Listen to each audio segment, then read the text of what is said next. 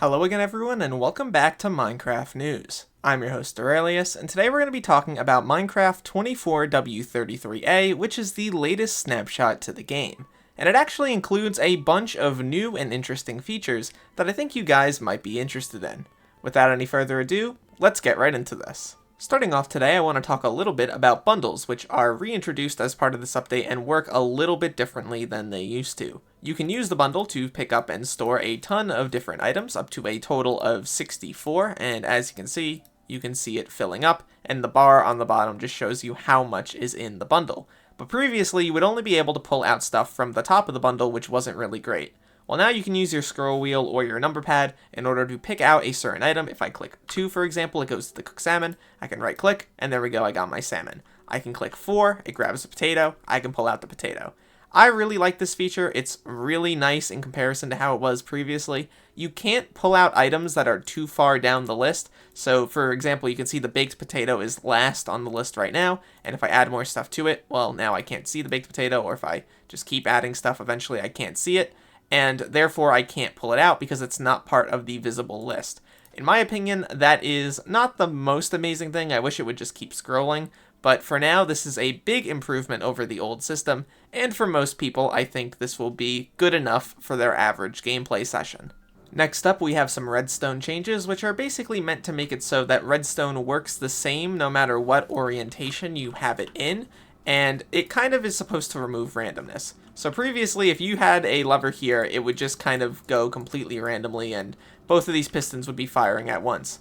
Now, if I move the lever onto the left side, because the signal strength is stronger on this side, even though both are powered, it is prioritizing this left side first. If I go into middle, where both sides are equal, it is completely random, as you can see. If I keep on flicking this, you can see both pistons are going to be activated around equally.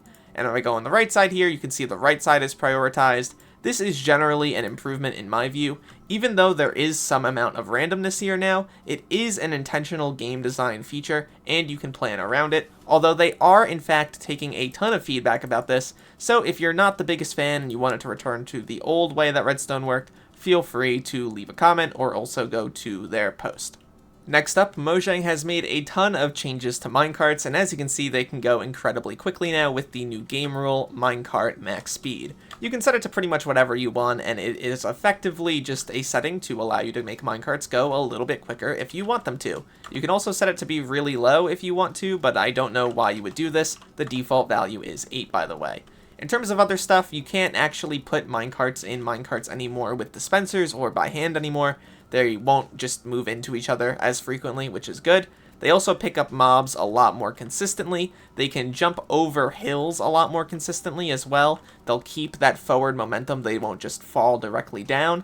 And they have fixed quite a few issues when it comes to turning. Now, if you're sitting in a minecart, your screen will move a little bit more smoothly, and it won't be yoinked any particular direction. And also, there's a setting to make it so, if you want to, that the minecart will actually turn with your camera. So if you got in a minecart like this, it would actually cause my screen to go around in a circle, but that would be pretty nauseating, so I have that off for the minute. Just to kind of show off what the vertical height stuff looks like, I've set the maximum speed to 50, and we're going to fly off here.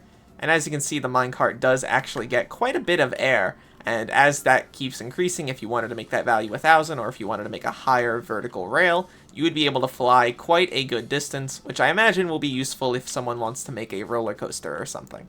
Next up, we have a few smaller things. There's been a ton of parity changes with Bedrock Edition. Notably, there is now small and large salmon, as you can see here. They've also made it so that there are baby glow squids, and baby dolphins. So if I go over and I grab a dolphin spawn egg, you can see I can make one, and then I can make its baby variant, as you can see right here. You can also do the same with glow squids, which if I grab one right here, put one down, and then put down a baby, and there you go, there's the little guy. They are incredibly cute, and I think it just makes the world feel a little bit more alive. The last major thing I want to go over today is Rarity. There has been quite a few changes here. Notably, if you look at a regular golden sword, you can see it has that white text that indicates common. We have the sniffer egg, it's in yellow, that indicates uncommon. Enchanted golden apples have been demoted from epic to rare, and they are now blue. And maces are epic, and therefore they are purple. This basically makes it so that all items in the game have some sort of system to track how rare they are to get. For example, chainmail is in the uncommon category, and you can see that quite clearly here.